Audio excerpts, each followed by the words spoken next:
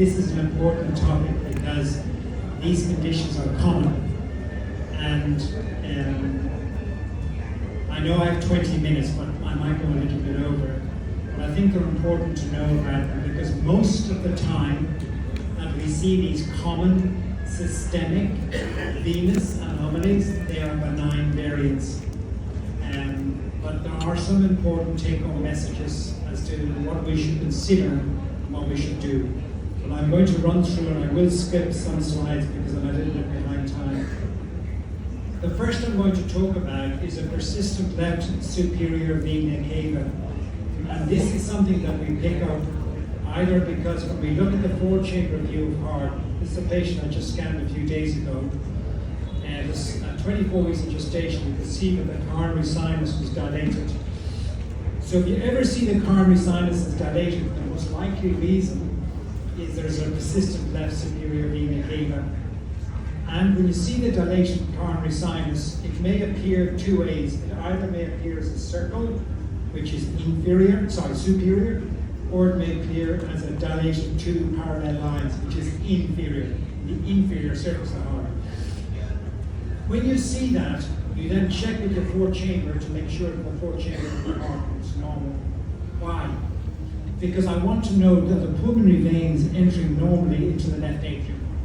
Because the first thing I always think about, the second thing I always think about after a persistent left SVC is this baby has got a dilated coronary sinus because the pulmonary venous return is draining into the coronary sinus. That's very important. I spoke that 50% of total enormous pulmonary venous return is supracardiac, 15 to 20% cardiac. So if you've got a big coronary sinus, there could be enormous pulmonary venous return. So that's why I look at the 4-chamber very closely to see that I can see the pulmonary veins entering normal. That's the first message. The second message is, in babies who have a persistent left SVC, there are 4 vessels, 1, 2, 3, 4 vessels on the 3-vessel tracheal view. There should only be 3 vessels, 1, 2, 3. The extra vessel sits beside the pulmonary artery. There should never, ever be a vessel beside the pulmonary artery. So if I turn around and look at this vessel here, I look at the trachea. This is the transverse aortic arch. This is the pulmonary artery, and that's the persistent left SVC. Back to my golden rules. Secondly, when I see persistent left SVC, I know that it's associated with coarctation of the aorta. So I do a Z-score on the transverse aortic arch, and I follow this through pregnancy. Most of these, where we think it's coarctation, disappear and are completely normal after birth. So be very careful about scaring a woman when you see a persistent left SVC with a narrow transverse arch. Because when the baby's born, you will find that that will disappear. You'll find that there'll be a drop in the pulmonary vascular resistance. You'll find that the aorta will be completely normal on a postnatal echo. It's one of the most common reasons for a false positive diagnosis of coarctation in the setting of persistent left SVC. So be careful. It's the third take-home message. Then I look to see whether there's a discordance between the sizes of the ventricles. Quite frequently, a dilated left SVC will decrease the influence of the left ventricle. And as I say, I compare the transverse aorta. I can use fancy technology like stick where I can see the dilated coronary sinus. The next is you ask me about a short axis. I want to know about the persistent left SVC. First, somebody said to me, Simon, I don't think it's a dilated SVC. I think she's got an atrial septal defect. And I said, how do you know it's got an atrial defect? I said, I don't agree with you. Because when I look with color Doppler examination, I can see that the flow is going from left to right. And by seeing that the flow is going from left to right, I am sure that this is not an ASD. This is in fact a coronary sinus. I can use the electronic matrix probe, which is a butyl probe, and give a biplane view and track the persistent left SVC in a sagittal section. But this is what I looked at. I did part the apex at 3 o'clock. I rotated 90 degrees to answer your question. I get the short axis tricuspid valve, the the mitral valve, and then I come up to the level of the AV valves, and then it beautifully demonstrates the persistent left SVC draining into the right atrium. I then do a pulse Doppler, and I get a venous trace. I'm certain this is a persistent left SVC. And on that axial section, I can see the persistent left SVC coming down and draining in the right atrium, and I can see the descending aorta coming here. And that's on a stick axial acquisition. So, from this point of view, a persistent left SVC, for most it's a benign variant. 2, make sure it's not an ASD. 3, make sure that you're not going to call a positive coarctation of the coarctation of the aorta. I'll skip these slides. And always remember, in terms of seeing a persistent left SVC, that they are strongly associated with other cardiac abnormalities. So you need to make sure that there's no other structural problem. Every baby who's got a bilateral SVC in our unit, we do a dedicated fetal echocardiogram with the pediatric cardiologist. Because we need to be absolutely sure that it's truly isolated. So there's the diagrams: normal coronary sinus, dilated coronary sinus, the bled, and then nothing to be seen on a 4-chamber. And these are all examples just showing of seeing the dilated coronary sinus in all of these cases. So you'll see them because you pick them up on a 4-chamber view of heart. You see these dilated cystic structure on the tram lines. So it's a very easy thing to pick up on a 4-chamber view of heart in seeing your dilated coronary sinus.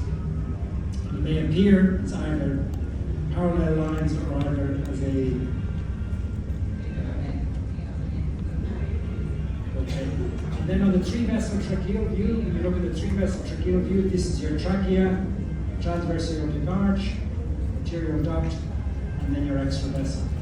These are showing 4 vessels in 6 cases of bilateral SVC.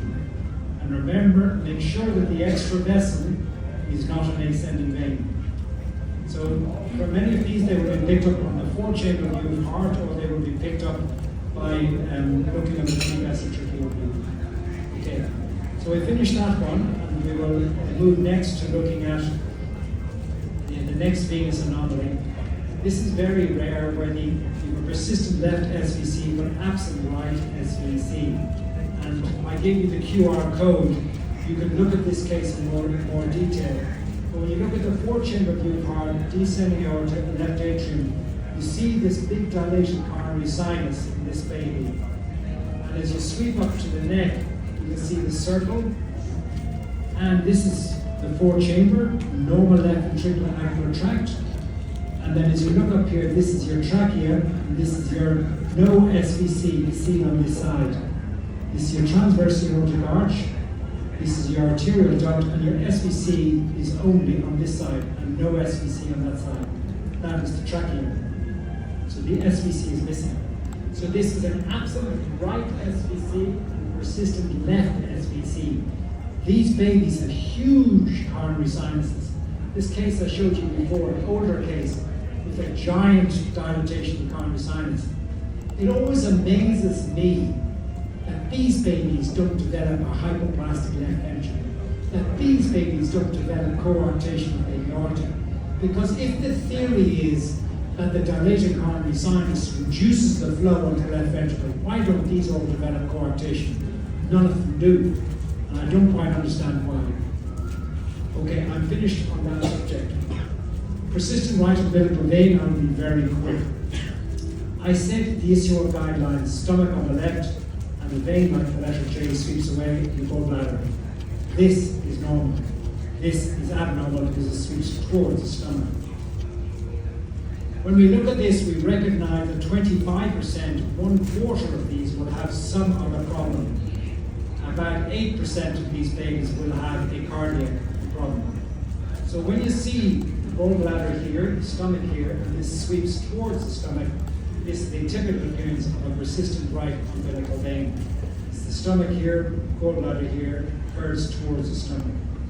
So anytime you see a persistent right umbilical vein, the next step you need to do is you need to look at the heart to see if the heart looks normal. You need to look at the 4-chamber view of heart. This is using the graphics flow curving towards the stomach, but it has a normal ductus venosus entering into the right atrium. So for these group, we do a target assessment of the heart.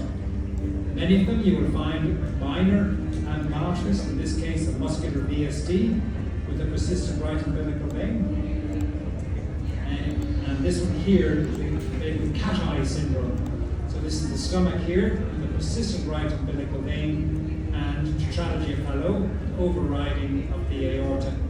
But the persistent right umbilical vein was the first clue, and the second clue was the dextrocardia. There's a splinter image when you compare the stomach. You see the heart is more in the right hemithorax.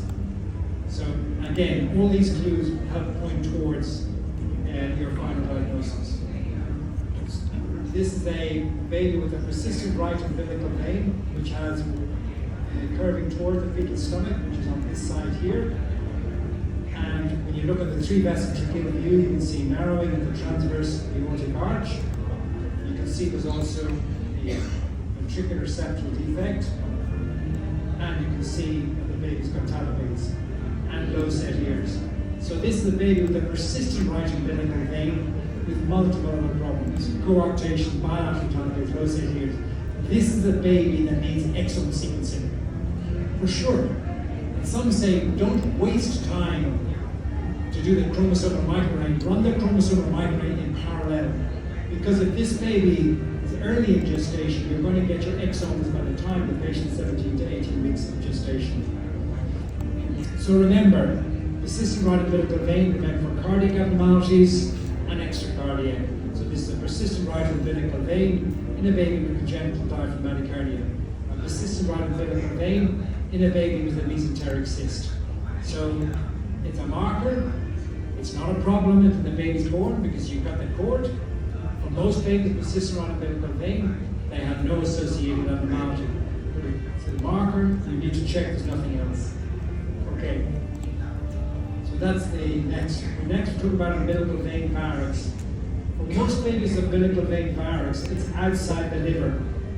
And there's a space between the liver and the skin, and that's where it balloons. Most of these are benign. We worry about sudden fetal death in utero, we worry about hemolysis, thrombosis, but if it is isolated with just the varix and nothing else, there is no risk of aneuploidy. There is no risk of sudden fetal death in utero. There is a small risk associated with growth restriction. So what do I do? If I see a baby tomorrow morning where there's an umbilical vein varix with dilatation, I ask number one, what's the measurement? Cut off is 9 millimeters, some use 8 millimeters, or 1.5 times the size of this. So I measure this distance, and then if it's 1.5 times greater, which I think is a better way than 9 millimeters, one measurement for all of pregnancy, I measure this, and I do, if it's more than 1.5, then yes, I call it a varix. What do I do if I see a varix? I make sure there's no associated abnormality. I make sure there's no markers of aneuploidy. I check the NIPT, and if everything else is completely normal, I reevaluate at 28 to 30 weeks. Most babies, it's stable in size, and it disappears with the course times after birth. If I see rapid dilatation of the varix going up to 15, 16 millimeters, if I see the venous trace increases across the varix when compared to the rest of the vein, then I may suggest considering before 36, 37 weeks of delivery. But for most of these babies, they go full term without any need for any further management. And they have good outcome. So this is a baby where you see that the varix, it's dilated at this point, it's greater than 9 millimeters, greater than 1.5. And as you track this down, you see that the varix continues and it drains into the IVC. So there's no J hook not present. My message here to you is any time you see one venous abnormality, you must look for others. It is so common to find one venous abnormality in another. Bilateral SVC and absent ductus venosus. A bilateral SVC and a interrupted IVC. They exist together, venous anomalies. So when you see one, make sure you check and look for another one. Okay, so the take-home so the take-home message from umbilical vein barracks is 1, they're generally are benign. 2, the cut-off is 1.5 times. And 3, if it's isolated, there's no risk of sudden fetal death in utero. There is no risk of aneuploidy. So, and then again, these are the take-home messages forward. We're nearly there. Only 2 to go, and then we're finished. Absent ductus venosus. This is the ones that worry me more than the other ones. And there are different types of absent ductus venosus. So the normal ductus venosus is that the IVC joins the ductus venosus and the hepatic vein in a space that's called the infradiaphragmatic vestibulum. And then it crosses the diaphragm and enters into the right atrium. And it has a typical trace, which we all know, of a ductus venosus trace. It's important to see that in routine screening. There are many people who do an anatomical evaluation in 20 weeks and do not look at the ductus venosus. That's not part of an anatomical protocol.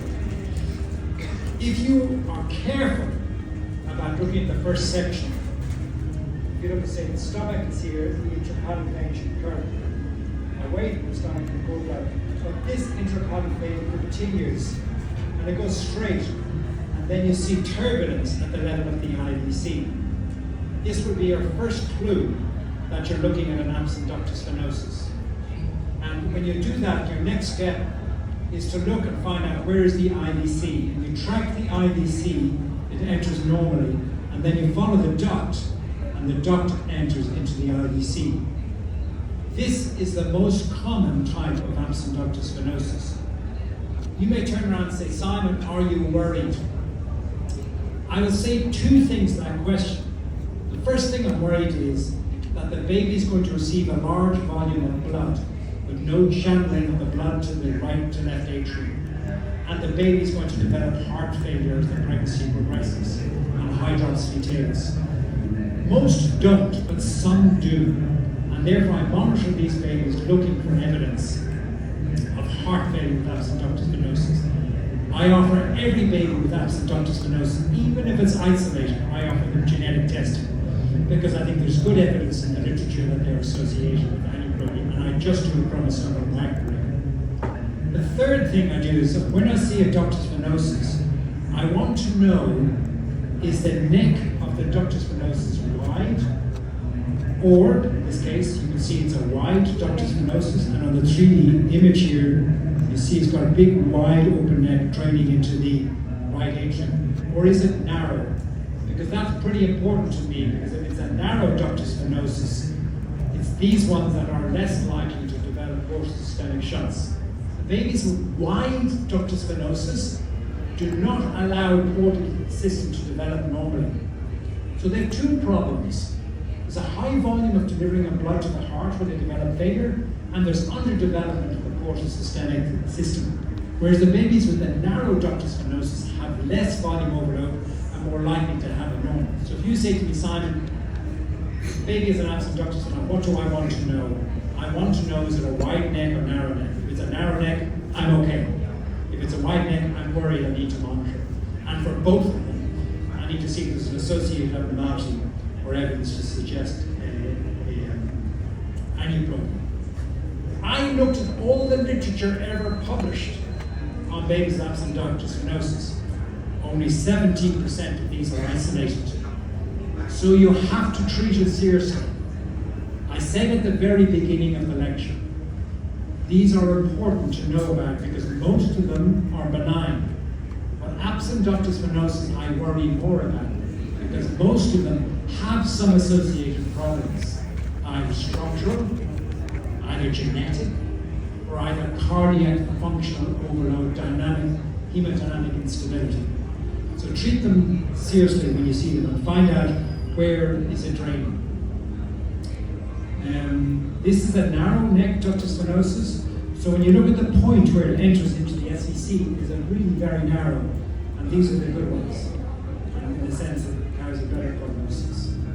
Okay, some of these are suprahepatic, so instead of going into the IVC, This one travels up along the diaphragm and enters into the right atrium. Some of them can also enter up onto the diaphragm and enter into the coronary sinus. That's where you see a big coronary sinus, and on the 3 ventricular view there are 3 vessels. So that's the other group. And then very rarely they can drain into the renal vein. This is a coronary sinus one. So if you go back and look at this patient here, if you look at the coronary sinus, it's dilated. And when you look at sagittal imaging, you can track ductus venosus entering directly into the coronary sinus. The next picture is better. So this is the intrahepatic vein, tracks down and goes directly into the coronary sinus of this vein. So that's why the coronary sinus is dilated, because it's receiving the ductus venosus into the coronary sinus. And this is showing the stick volume demonstrating that entering into the coronary sinus. These are very rare. The most rare form of absent ductus venosus, and they look so strange when you see them.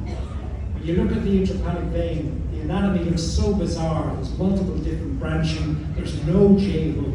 And look at all these different vessels going in different directions. And that's the intrahepatic vein draining into the portosystemic system. You can't actually see a ductus venosus going into an IVC. You can't see a suprahepatic duct. You can't find any connection to draining to the heart because it goes directly into the portosystemic system. These ones, I worry about these babies because they develop so many metabolic problems after the baby is born. Having portosystemic shunts before you're born, these babies end up with hyperammonemia and other metabolic problems after birth. So it's a bad form, a serious form of absent ductus venosus. Okay, so first semester, yes, we can pick them up. The last one is interrupted IVC. So if we look at the normal IVC, it comes up and it drains into the right atrium. And the azygous vein, a tiny vessel that enters the SVC. This is a normal baby. In a baby with interrupted IVC, there's no IVC coming into the heart. It doesn't exist. Instead, venous drainage drains into the continuous, it's called azygous continuation of an IVC and entering the superior vena cava. This is a venous variant. Some of you in the room have got this. It's an anatomical variation, but it's a marker for a heterotaxia syndrome. And it's important to be aware of the association of an interrupted IVC with atrial heterotaxias and other abnormalities. So again, like all these venous anomalies, you need to look for any evidence of an associated problem. There's a question where some people say, if you've got an interrupted IVC, normal heart, stomach on the left, liver on the right, you probably still have an isomerism. I think exomes will be the answers to that, because ultrasound is not very good at being absolutely certain whether there are 2 types of left atria or 2 types of right atria.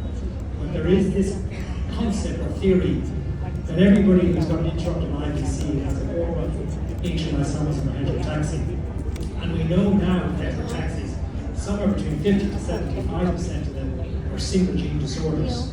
So anyway, the jury's out. So that's what they look like. How do you pick them up on scan? When you're looking at the 4-chamber view of heart, you see 2 vessels behind the left atrium. So when you come to here, the diagram, and when you look at the stomach, you see these vessels are side by side. So in this situation, the aorta should have, the IVC should be here.